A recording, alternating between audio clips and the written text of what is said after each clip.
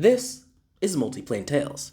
I'm your tale teller, JC, and this tale is about a small town rapper who's now learning his talents is a bit more than he bargained for.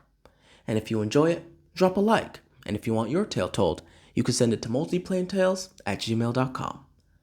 Let's get listening. Zach opened his eyes to the sun bearing down on him. How long was he out there? 2 hours? Maybe 3? He sat up, taking a moment to recollect himself. He blinked a few times, taking in his surroundings. A couple seconds went by. Oh yeah, Zach thought to himself. He came out here in hopes it would spur some much-needed inspiration. This was always his problem. Once he had an idea, he could flesh it out into bars that the greatest amateur lyricists would be jealous of, but they only seemed to come once in a blue moon. Hearing that being in nature is a great way to clear one's brain, Zach decided to take his one day off of the week to journey to the most secluded hiking trail that he could find.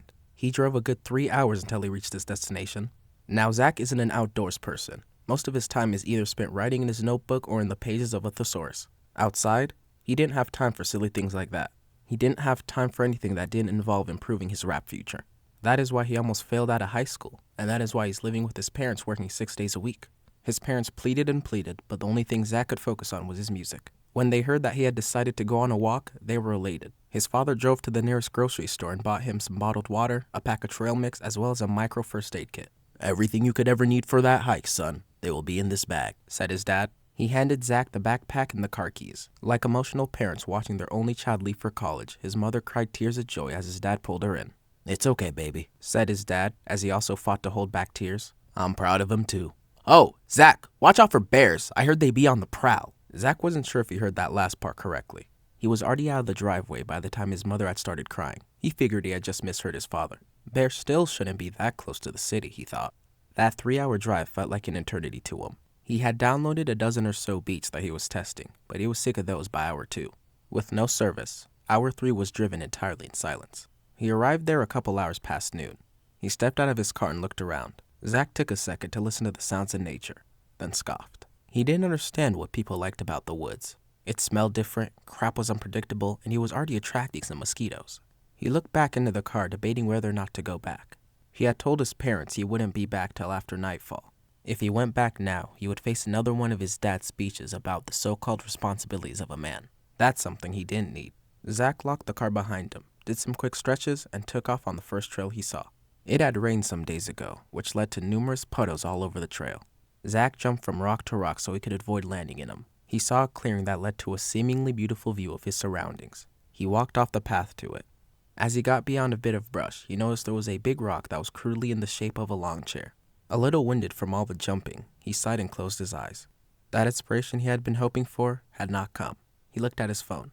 Thankfully, it was only 3:30. His nap didn't last too long. He had more than enough time to drive to Washington, D.C. to attend the Underground Battle Festival. Zach made it back to his car. He was annoyed that his hike resulted in a waste of time. On the way to Washington, D.C., he started muttering random words to rhyme with. He also went through his beats again. Never having been to Washington, D.C., he was shocked by how crowded it was. He parked and walked to see the White House. Afterwards, he stopped by the NASA headquarters and hopped in a tour group. He was admittedly impressed. He thought nothing could outdo the Marshall Flight Center in his hometown of Huntsville in Alabama, but NASA clearly invested a lot of resources into its headquarters. He could feel some ideas start brewing in his mind. This is exactly what he needed. Zach pulled up the address to the festival on the Facebook group chat it was on and put it on Google Maps. On the way there, he could feel the butterflies in his stomach start to flutter. This wasn't his first battle after all. He'd had many virtual ones with a high victory rate. That's how he knew he was ready to take it to the stage. It was time Zach spread his name amongst a different audience. He parked in the recommended area. Even from there, he could feel the bass shaking the ground. He followed the direction pinned to the top of the page until he arrived at a massive white warehouse. He went to the door and knocked in the instructed pattern. "Who dis?" he heard from a hidden intercom that was to the right side of the door. "Lil, drop," Zach responded. "Come on in, drop. Just wait till you hear your name." The place was popping. There was an elevated stage in the front of the room with 2 gigantic speakers on each side. There was also a third speaker hanging behind the stage. Strobe lights illuminated the room. It was packed. There were already 2 people battling on the stage. He made his way past the crowd to the front desk. Zach found his name on the roster. He would be facing an individual called Plus Plus Pig. He was fine, he thought to himself, and found a seat in the corner of the room and slid in his AirPods. It took hours for them to call his name. "All Alright, y'all, time to finish up the preliminaries. You heard him on SoundCloud. Here to make his public debut, we have Lil Drop, said the MC. Zach walked up to the side of the stage. He waved once to the audience and then went into formation. He leaned back on his back leg so it looked like he was leaning on air. The people oohed. Versing him, we have the always hungry, never satisfied rapper straight from the farm, Plus Pig. A hefty figure walked up on the other side of the stage wearing one of those light-up neon helmets. That one was in the shape of a pig with digital plus signs for eyes. They were shorter than Zach, but could snap him in half if the need arises. The MC flipped a coin. Low drop, heads or tails? Heads, he responded. He lifted his hand to reveal tails. Plus, the stage is yours. The lights around the room dimmed down and gave Plus Pig the spotlight.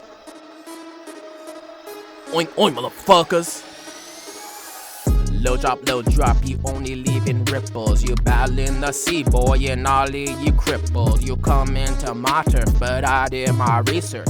See, you gotta use the big words for private school here. You narcissistic, idiotic, dim-witted Oreo. I beat you with the money while I smack down my Cheerios. I listen to your shit cause it's more time in the studio. Then come back and face the pig when you found your flow.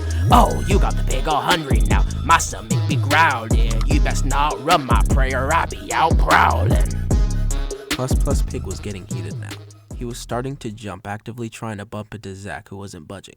He prepped himself and brought the mic to his mouth. As Plus Pig was ending his verse, the music stopped. All the lights went out. The doors were busted open and a number of men in SWAT gear busted in with shields and weapons. Police, get down! They yelled. Everyone in the room dropped to the ground with their hands behind their head. The SWAT went around and handcuffed everyone. One by one, they led us all into 3 separate guarded vehicles. There weren't any windows inside, so Zach couldn't see where he was going. His heart was beating at 1,000 miles per hour. He had never even been pulled over by a cop, and now he was being escorted by the local SWAT team. The doors to the vehicle were soon opened. 5 armed SWAT officers were there to receive the captured festival attendees. Each was placed at a different waiting room. With a window in that room, Zach could see nightfall shift to daybreak. That is when an officer finally came in his room. Sorry, kid. Turns out that festival was not a drug smuggling cover-up. You're free to go. Your dad is waiting in the front.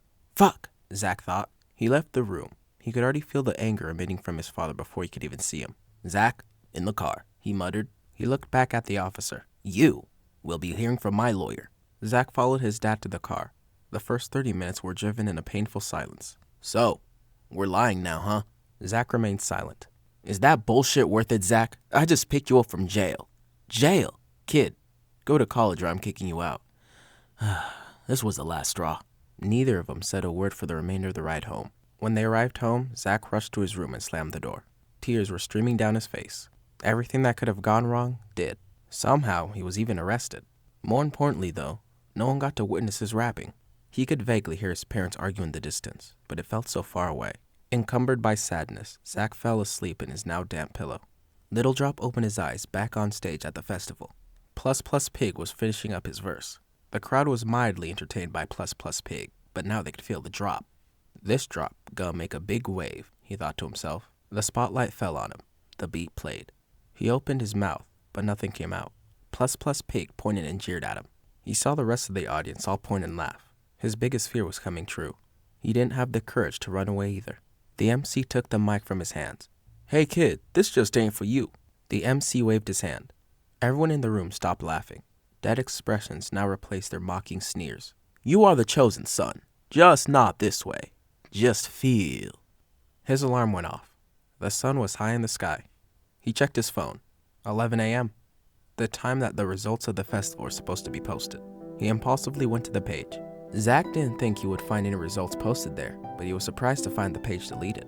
A little sad by that, he decided to clean his room. He could hear his dad keep that promise he made to the officers by talking to his lawyer. He turned on his Bluetooth speaker and turned it to the lo-fi playlist on his Spotify. Zach fell in a trance-like state. He was becoming one with the music. Not much later, his room was clean. He grabbed his ukulele and started syncing it with the lo-fi. Soon he started to sing. The words flowed out of him. He sang about his guilt.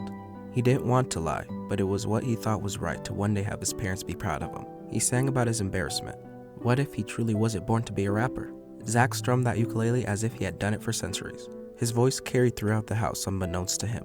He was brought back to reality by the sound of crying at his doorway. There stood his dad with his hand in his face. Zach, I didn't know that's how you felt. I'm sorry. It's clear it's not my way that makes you happy. His father rushed up to him and grabbed him into a hug. I'll support you in whatever you choose to do, but you and that ukulele are a dangerous duo.